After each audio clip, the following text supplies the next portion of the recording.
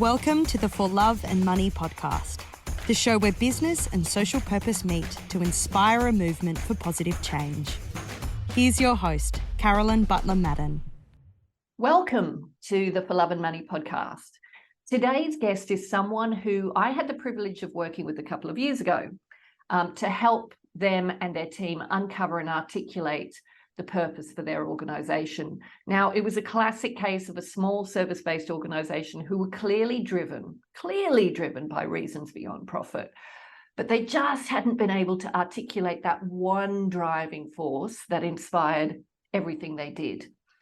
Now they have that clarity. Their purpose connects clearly to a social purpose. And I was keen to interview this guest so she could share what a difference having that clarity has made to her business and to her personally and to the work they're doing with another organisation. So it gives me great pleasure to introduce Luli Adeyemo, founder and director of Sydney-based integrated marketing agency Best Case Scenario. Luli has spent the last 30 years curating content for thought leadership conversations and campaigns in the technology sector. Yes, 30 years, Luli. 30 years. In 2020, she was appointed the director of not-for-profit foundation Tech Diversity, an industry alliance committed to amplifying diversity awareness and achieving a culture of inclusion through conversation, collaboration, and action. Luli is dedicated to shifting the technology landscape, ensuring a more diverse and inclusive space for all. Luli, welcome to the For Love and Money podcast. I was going to say great to be here, Karen, but now you've just outed the fact that I've been working in this space for 30 years. I might just hang up.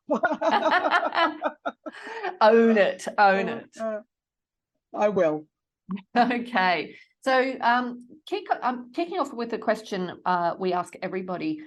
When you think about purpose in business, do you think love has a role to play? Absolutely. And I think it's something that maybe, people don't realise. And I think I've maybe guilty of that myself over the years, because it's not talked about. But, I think if anything, over the last couple of years, the real emphasis and purpose and the need for love for what you do has really come out. How can we truly be the best in ourselves? How can we really be the best as an organisation if the people within the organisation don't love themselves and don't love what they do and don't love what we do as an organisation? So for me, and it's what I'd really implore everybody and your listeners, love is everything. Really don't think it's a fluffy thing that you see in films. It's so much more than that. You've touched on a really interesting point there, and thank you for that. And the thing I want to pull out there is people loving themselves, because loving yourself is key to creating any meaningful impact in the world, isn't it? It's key to doing a great job. And it's all interlinked, isn't it? Loving what you do helps you to love yourself because you feel like you're valued, you're creating value, that gives you fulfillment, that makes you feel good about yourself. So loving yourself is so important. Yeah. And I think it's one of those things, again, which is misunderstood. It doesn't mean you think you're all that in a bag of chips. It means, it's so much more than that, and the importance of if you don't love yourself, if you're not the best, if you're not in the best state, your mental health isn't good, your physical health isn't good, your home life isn't good, then how can you possibly show up each day and get the most out of that day? And understanding around your contribution to that day. It's for me, and I hope for my team and my clients and people I work with, understanding the importance of that and prioritizing yourself, so that everything else actually can be the best that it can be. Brilliant. Love it. Now, take us on your journey. Can you share your background story that led to where you are today with your business, Best Case Scenario?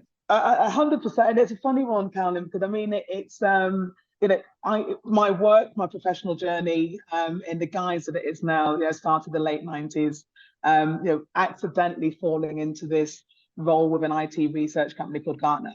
And being brought into that business to help them develop and grow their conference business, across the location, and I'm from the UK, across the EMEA. Now, at the time, my understanding of tech was zero. I took the job because I knew somebody at work. This is the day when you went to the pub for an interview, and someone said, "I like you. Do you want a job?" And I was like, "Yeah, I love a job." And the good old days. The good old days, and then you work out what the job is when you get there. And I remember, and the company that I'd come from the food and drink industry, running big, food and drink expos in London. The use of the technology there, we did have a central email account that nobody looked at. Everything was still very much done over phone and fax. And I remember going to my interview at Gartner, and it being a video conference interview with the head office in the US, and thinking, like, who are these people? But I distinctly remember my first week, calling my mum and saying, "Mum, got no idea what they're talking about, but I'll keep listening and I'll figure it out." Because I was thrown into this environment where quite rightly thought, "What am I doing here? I don't belong. There's nobody there like me." And I don't just mean physically. They were all these IT research guys and analysts, talking about the future of tech. But the thing that made me stay was this notion that what they were talking about and how they actually positioned it, this thing called technology was going to be the next industrial revolution. This is going to be the thing that drives and enables us and enables business and our personal lives, to really thrive and change. And in my, I guess, competitive, stubborn mind, I'm like, why is there only one part of our demographic that's been, privy to this sort of information? I was at a conference with 2,500 people in Europe. I was probably one of a handful of women in the room. I definitely was the only person of color. And I was like, hang on a minute, this is too good not to understand. So that was really my, my introduction to the technology industry. And from that, I realized the importance. I thought we were just running events. And my job was to run events for this research company. But what I realized, the role was so much more than that. This is about communication, and this is about empowerment. So let's empower people to have the knowledge and the understanding to leverage this thing called technology to help improve their lives. So when I took that lens, my purpose of being there suddenly shifted significantly. And how did you come to that realization? Because at that point, how old were you, Luli? I would have been, you see, ask me now, I would have been 28, 28, that sort of age. I came to that realization because I was on the other side. I didn't understand. And I didn't understand because they weren't talking in a language that enabled me to participate. So I was excluded by, I didn't, it was all acronyms but when you challenged the narrative to break down what that actually really meant, you realized it was actually for you, and it benefited you, it benefited your friend, it benefited your family. So I realized I had a responsibility to break down the narrative, so that it was in a way that everybody could understand it, and everybody could understand the benefit to them. So it's my purpose. I realized at the time was to take this academic type sort of thinking and language that was being used, and break it down into layman's terms so everybody could understand it and therefore benefit from the opportunities that it offered. Yeah, brilliant. And that clarity for you would have been huge in terms of how you approached it. And it's a realization that I've carried through my whole professional career, because I think we can all be guilty of getting a little bit carried away, with our area of expertise, and accidentally isolating people from a conversation. So I think just in regards to and I think Carolyn, what came when we worked together, from a BCS best case scenario point of view, to understand our purpose as an organization, and that whole thing around empowering change makers, and that light bulb moment in regards to we don't just run events, we don't just do marketing. What we're doing, and what we aim to do, and what our passion is this enablement piece. We want to make you amazing, we want to help you be amazing and realize your full potential. So those lessons around remembering how I felt that day, stood in the south of France in this big conference room in a room full of people I didn't belong, talking a language I didn't understand, and therefore not getting the true benefit out of what they were talking about. I don't want people, it's let's break down those barriers. Because we've all got something to give. We've all got a purpose to be in the room. We've all got a voice that needs to be heard. So how do we create environments so we can bring all of that together? Yeah, brilliant. So from Gartner, how long were you at Gartner, and how Oh goodness me, yeah. I mean, and this is the great. Oh god, this is the great. It's challenging and difficult as it was to to get to that point of realizing my purpose in the organization.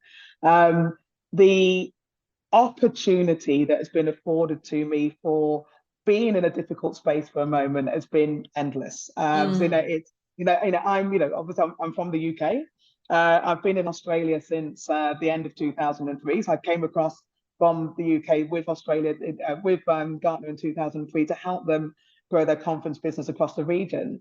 Then being here and then having a different realization around something that I'd sacrificed, or not realized I was sacrificing, was my health and well-being. In the UK, I worked day and night. It became an identity. I was heading up this big event organization, the business there, and I was working day and night. And because the lifestyle in the UK, I spent a lot of time commuting to and from work. During the winter months, it was pitch black when I went to work in the morning. It was pitch black when I came home at night. So my health and well-being was being sacrificed for my career.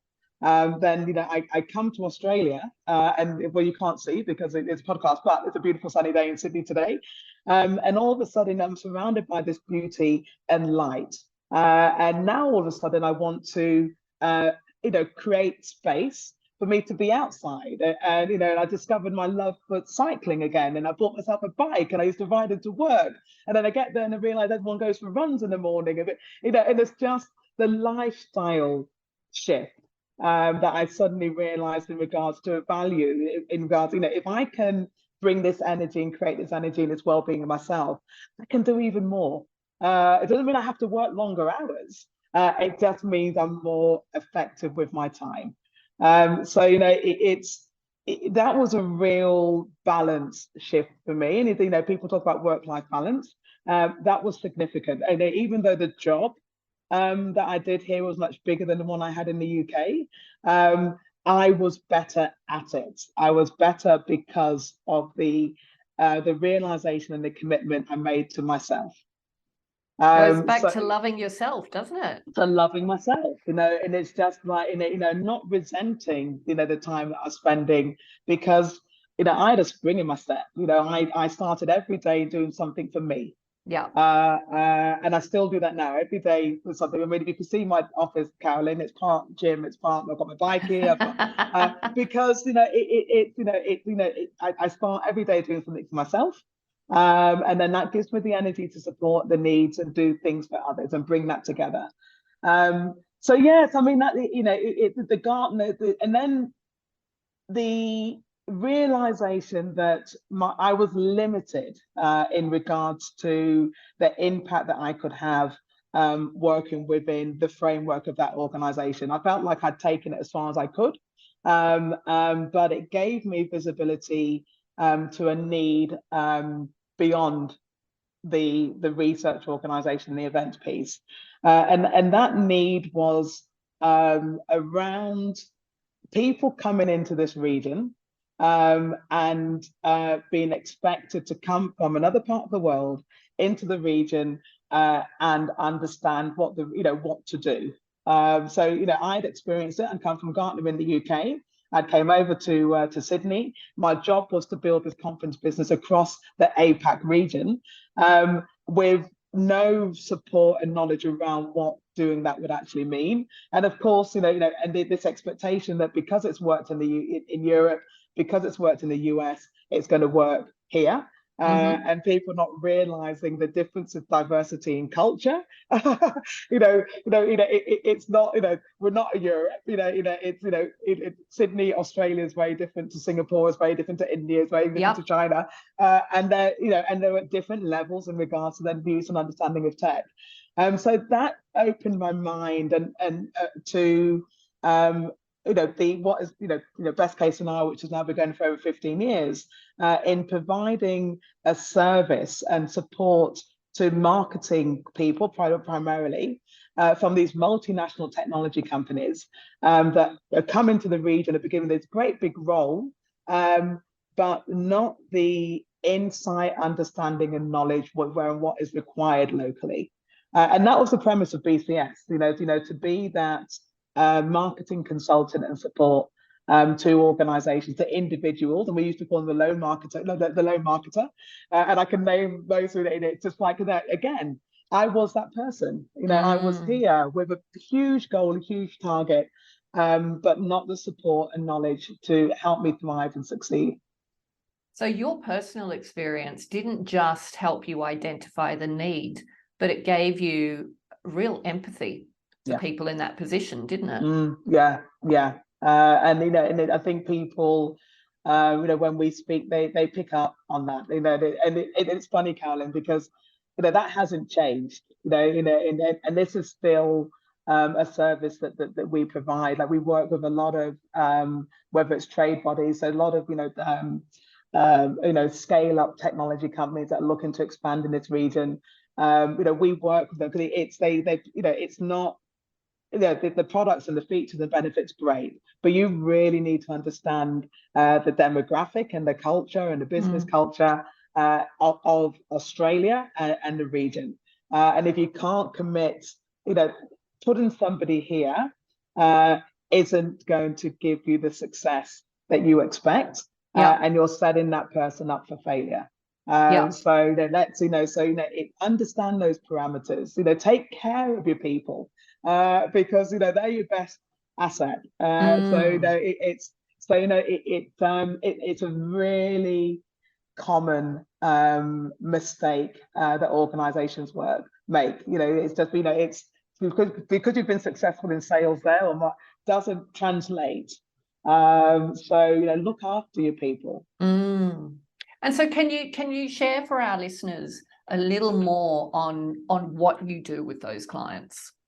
Yeah, I mean, it's the market insights and intelligence, right? And the it's stuff like, again, when you come from another country, and funny enough, I was in London Tech Week last year, and I was speaking at this event that was run by Tech Nation, who are one of the government-funded agencies that support market expansion from companies in the UK to different regions, and they had this panel.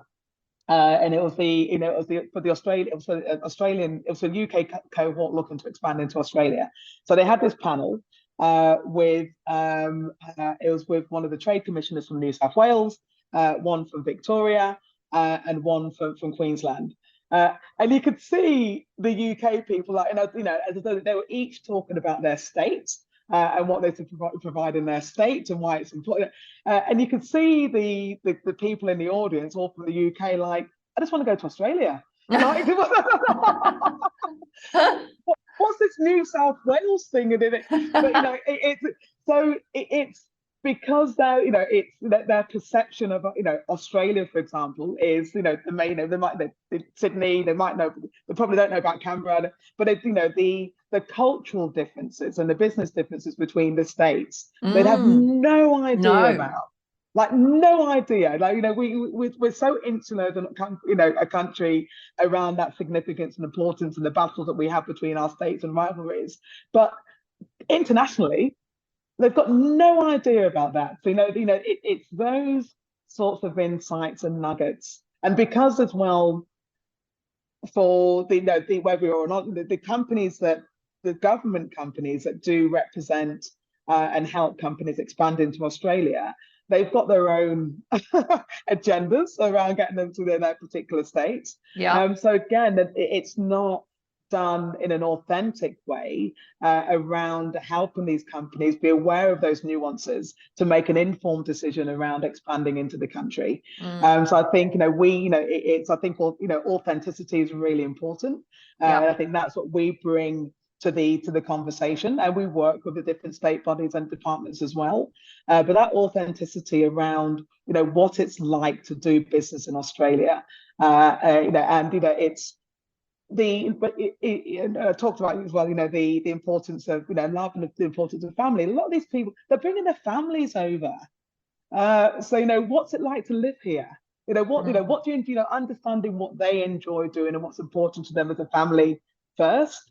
Because if you're not happy as a family, then it's not going to work. You're going to have a terrible time. You're going to have disrupted your whole life. To come somewhere that's never going to work for you. So it's having those sort of conversations first and understanding first, and then we can talk about your technology and competitive analysis and market share, market opportunity. But let's those human bits first and understand that. That's brilliant. So you're taking a really holistic view of how you support those clients. Yeah, 100%. Because it's the nuts and bolts. Of course, everybody's got a competitive difference. But it's once you understand that, if you market things right, you have a good strategy, a good plan, and there is the market opportunity and need. The product bit will work. But going back to the beginning of our conversation, if you're not loving what you do, you're not loving where you live, your family aren't loving this, your kids aren't loving the school, your partner's not loving, then none of that matters. No, absolutely. It comes down to human needs in the end. That's it. Everything we do does. Enjoying the podcast? If you're looking for more inspiration, head to our website, thecauseeffect.com.au, for more resources on how you can start using your business as a force for good. Or buy the For Love and Money book. Every copy sold allows us to protect 1 square metre of rainforest. Help us save 10,000 square metres by 2025. Yeah. So let's get into best case scenario and your purpose. And you mentioned it before. And I just want to share, like, when we went through the process with your team, and we did it online. Was it during COVID that we did it? I think it might have been. Yeah. It was. Yeah. And we'd sort of touched on a few things, and then I think I came back to you one-on-one, and I said, I think I've been able to articulate it. And as soon as I said it, I've never had anyone do this to me before. You screamed. You literally screamed down Zoom, and it was like, yes.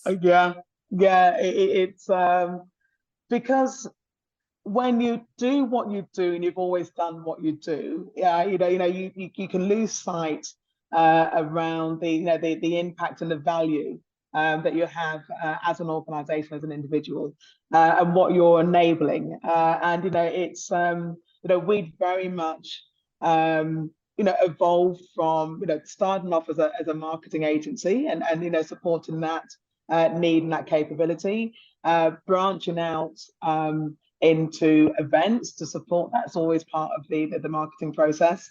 And you get stuck in your thinking around that's what you do. But it's the value and the sizzle that we bring to that, and the approach that we actually really take. it's really understanding the person, the client, what they're looking to achieve, and how can we enable you to be better. And as I said, like sometimes we talk ourselves out of work because it's not right. It's just like, we're not going to just do that because it's money. Because in regards to what we value and what's important to us is that change and impact. So when you to crystallize it around enabling change makers. And making them feel, again, in the same way that we don't, and I don't necessarily understand it, people in my company didn't understand it, those individuals, getting them to think along those lines as well, and what a difference that makes to the conversation and a difference it makes to the outlook and the lens of the project. And it's something, Carolyn, that, it's because of that, and you cut that point of that realization, the difference that's made to our business has been second to none. That's wonderful to hear, and it felt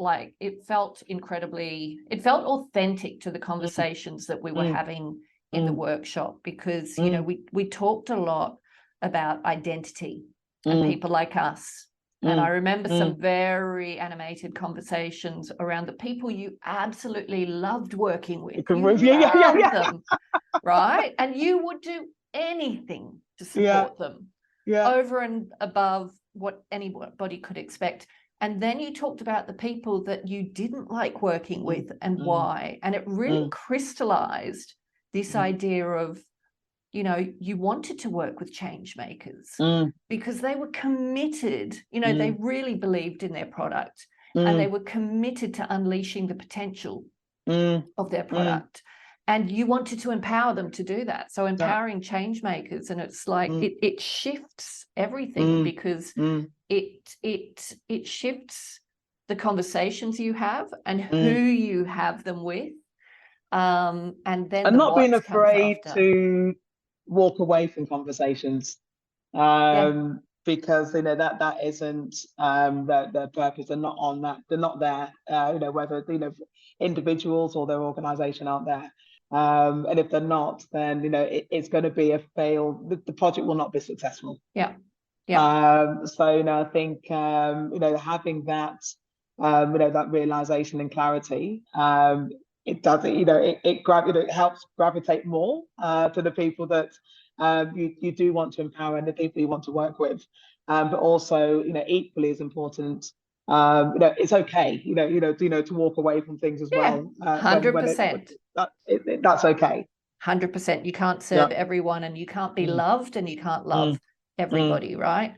So how has it impacted your business? Because obviously this was in the middle of COVID. It was an incredibly tough time, particularly for your business, your industry.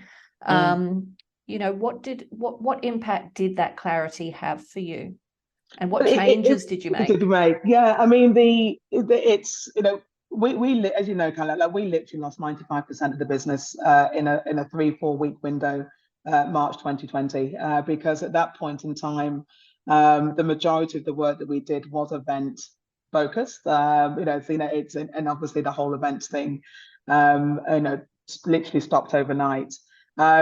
Now, having that lens around the empowering change makers meant that we didn't go down the path that every event organizer company tended to do, which was put on virtual events.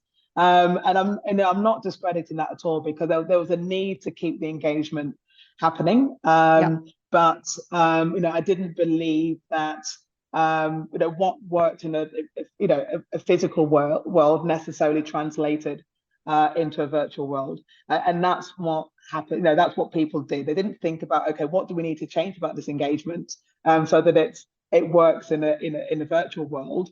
They just tried to replicate it. So and I didn't believe in that. I didn't think we'd be this whole thing around empowering change makers.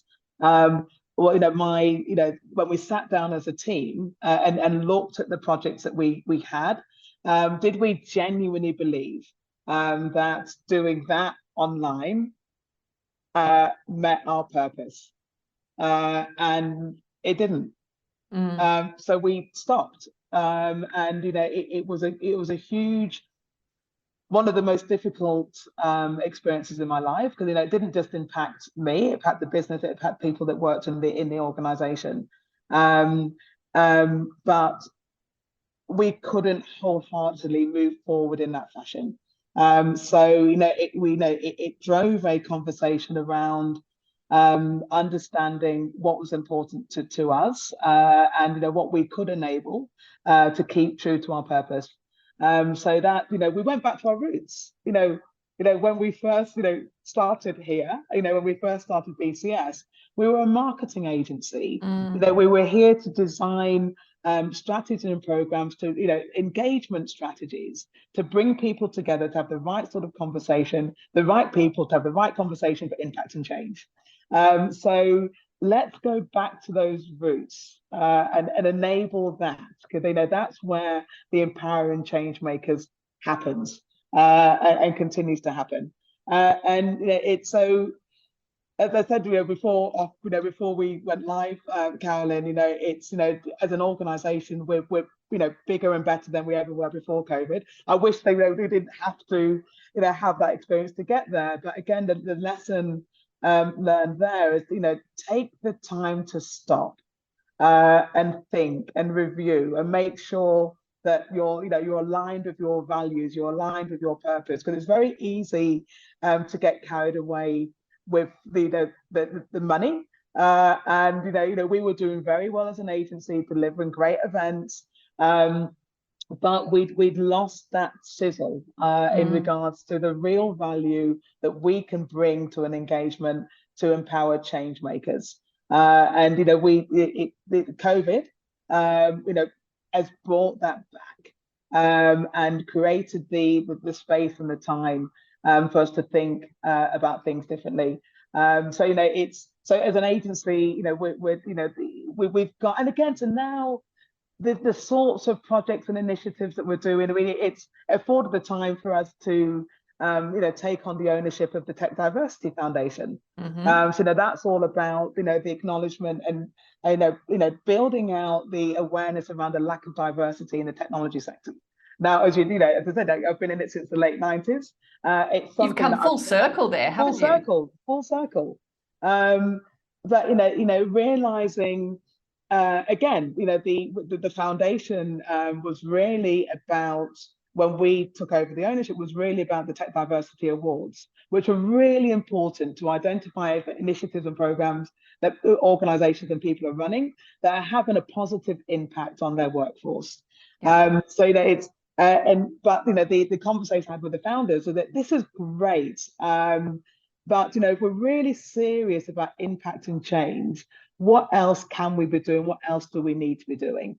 If we genuinely believe that diversity, equity, and inclusion should be the #1 business priority in Australia and globally, then how do we achieve that? How do we get people beyond their thinking around it's a tokenistic thing that they'll support once a year? We'll sponsor Mardi Gras, we'll sponsor Pride, we'll have International Women's Day, all these things which are important, but if we're really going to create an environment and an ecosystem and an industry where everyone belongs, everyone has a place, so we have the best minds, we have the best innovation, we have the best creativity, all those things that are needed to make things tick.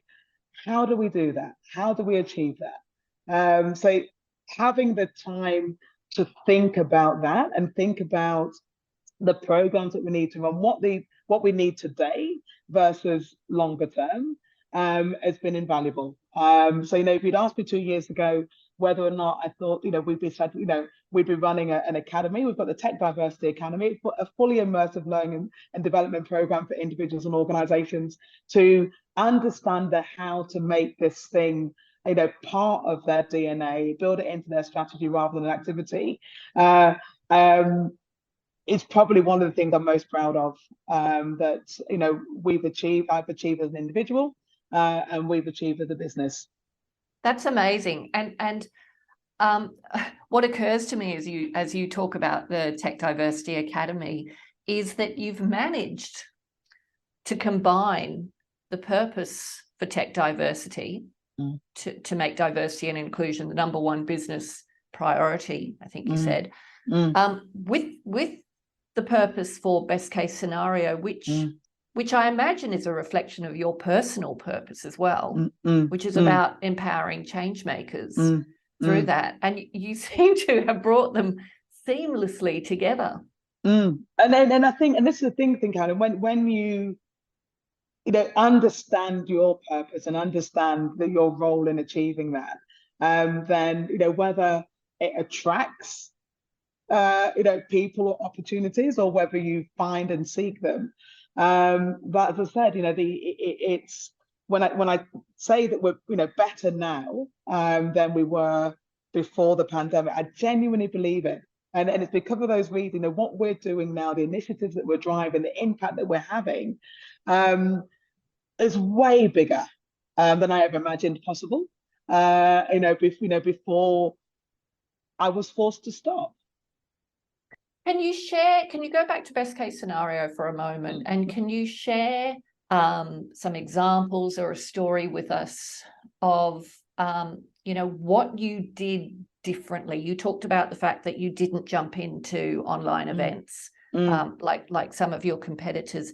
But what are some of the tangible things you did do that your purpose inspired, that that was different to what you might have done otherwise?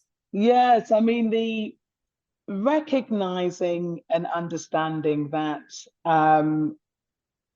the people tasked, within tech companies, the marketing people in particular, they've still got these big goals that they need to achieve. And the main channel or platform which they've used to achieve it in the past had just gone. The events are so integral to bringing people together, that networking bit, the engagement piece, and it's gone. Try as everyone did, you can't replicate that authenticity and the incidental conversations that happen in an in-person environment online. So we recognize that these people would be struggling. They'd be under an awful lot of pressure to achieve their goals in the workplace. So how can we provide a service to support them working through that? So we spend a lot of time in understanding this whole thing. What's just happened is you've lost your ability to connect with people in the way that you used to connecting with them. And everybody's going through a really challenging time. So what is the process that we can put in place to keep that connection happening? And it's going back to basics, Caroline. The whole thing around mapping out an engagement strategy. We get lazy, right? So of course, because I know I'm going to do this event, and I'm going to see these people. So we have to go back to basics. So this isn't going to happen incidentally anymore. It's got to be intentional in regards to the program that you put together to get it to understand where these you've got to take time to understand what these people are doing, what they're reading, what they're digesting, and work out a way to engage with them in an environment that's going to work. So and it's something I always believe in. Yes, there's always a place for these big kind of events and stuff, but there's equally the value you get from having a few like-minded people around the table talking about something which is important to them as individuals of the business is priceless. So we took it back to those human fundamentals, understanding the need and understanding the conversation that needs to be had to support what your customers need, what your partners need, the thanks and the value we got from that, because we're creatures of habit. Everyone jumps to do the same thing, but no, stop. And that was, that was our point of difference. And of course, now because of that, the relationship that we've developed through that process, because we stopped.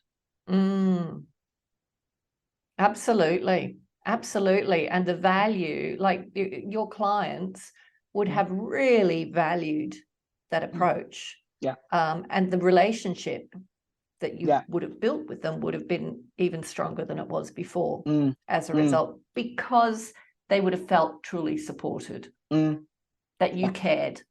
Yeah. And it comes right back to, your purpose, empowering change makers, but also knowing who are the people that you want to support the most, the mindset, the narrative of the people you want to support the most. I want to, before we run out of time, I'd like to open the door for you to talk more about tech diversity. And, there's so much you can talk about. You've touched on the academy. I'd love to hear more about the academy and also the tech diversity pledge, or anything you'd like to share with our audience. Oh, goodness me. I mean, you're right. I mean, there's so much I can talk about here, but I think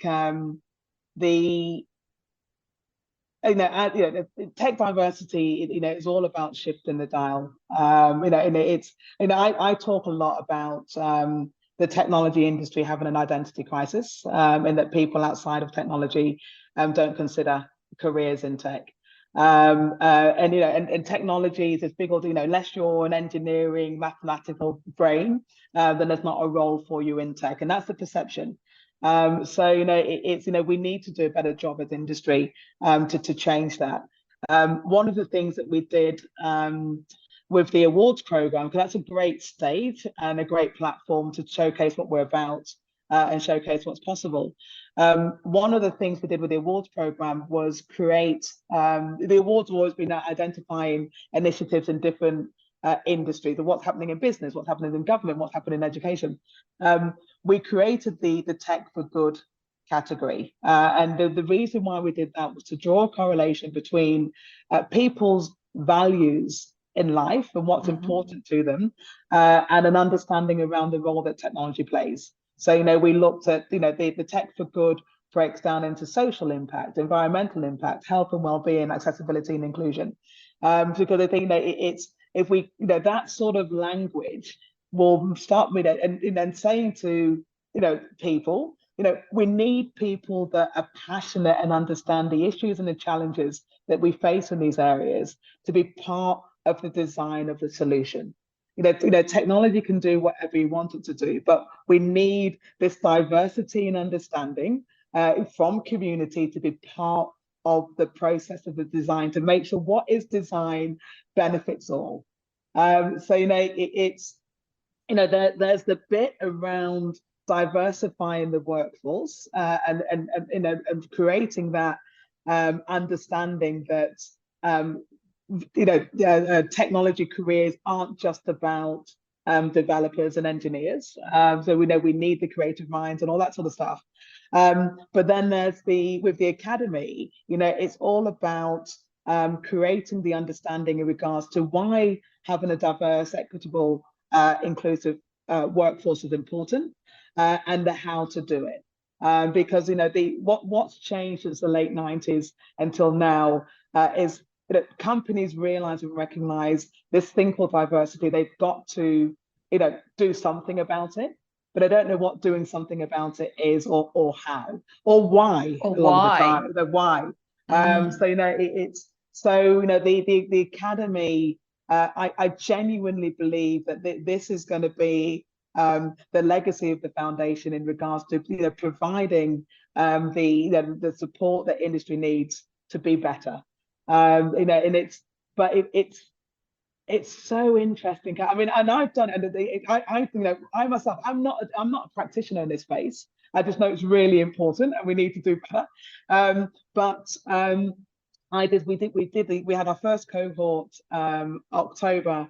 The first cohort started. It was a 6-week program, started in October, and we had 40 odd people. I was one of them because I thought I need to learn this myself. And and it was fun. I mean, it's confronting, but it's enlightening. And the gem, one of the gems, I spoke about this at another event. One of the gems I took away from it, was this notion of understanding equity. So, we talk a lot about diversity and inclusion, but equity is the real gem. It's not about doing things that are equal for everybody. It's about understanding the differences in everybody to provide something that is fair. And you see this happening a lot. That there'll be initiatives which are run across the organization, but they're not adjusted. They don't understand who their people are enough to know if it's providing the same benefit to all, or are you providing a benefit to some. So for your listeners, it's accessibility, is it? Equity. Yeah, but isn't equity about giving access? Yeah, the same access. Yeah, according to your need. yes. And there's a really good visual, and it's kind of, you've got three people stood on boxes, right? So they're all stood on the same height to watch a football game. But of course, the tall person can see, the middle person can barely see, the little toddler is looking at a wall. So when they talk about equity, then the next image is people standing on the box that they need for their height, for their size. Got it. And I just think that is an absolute gem, because a lot of the time we do things with the best intent, but we don't understand enough about the needs, the different needs of our people, to be able to provide something which is good for all. Yeah, really, really interesting. And and the work that you're doing through tech diversity is so important, because it is technology that is driving these monumental changes at a ridiculous rate that it's hard to keep up with. And as you say, you need to have that diversity of people who are designing how we use this tech for change. And we've just next month, and I know this is a massive shift in regards to how we work together as industry. The tech sector, the industry bodies, government, they talk a lot about the tech industry. I think the numbers are, there's 861,000 people in the tech workforce at the moment in Australia, and the goal is to get it to 1.2 million by 2027, 2030. What we're saying as the tech diversity is that unless we diversify our workforce, then we are not going to get the growth goals, opportunity, and therefore innovation that our industry needs. So there are three main industry association bodies. We're bringing them together and to have a conversation, and the conversation goes along the lines of let's understand who we are as an industry. So when we're talking about equity, how can we be as an industry body and association, how can you be providing an equitable service to your members when we don't even know who we are as industry? So there's a research bit that we will do, and it's usually one of our diversity atlas. I'll give them a shameless plug. It's a platform that can really help organizations understand who they are beyond gender. Let's use technology for good to understand who we are as a workforce, compare that with the demographic of our society, and then be intentional about the programs that we run to change that. And I think if we do that, we measure the impact of that change, that's when the DEI bit just becomes good business practice rather than something we have to sell. Yeah, that's amazing. I love what you're doing. I love the passion that you're bringing to it.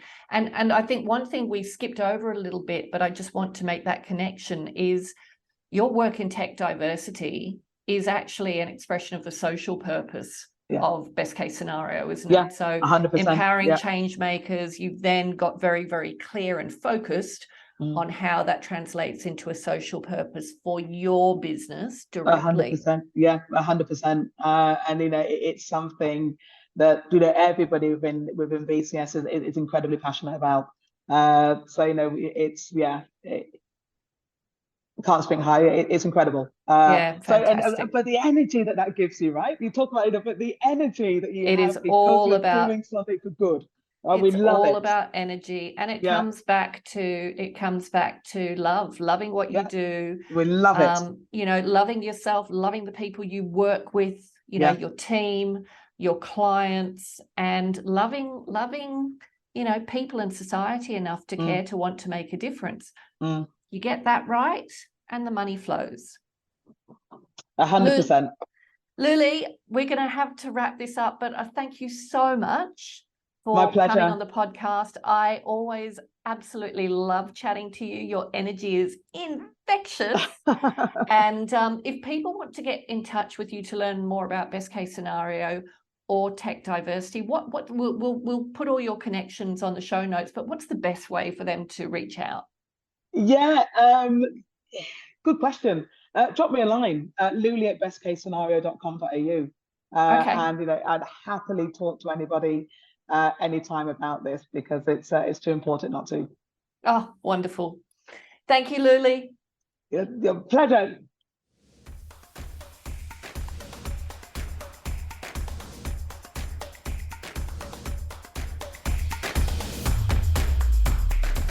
Thanks for listening to this episode of the For Love and Money podcast.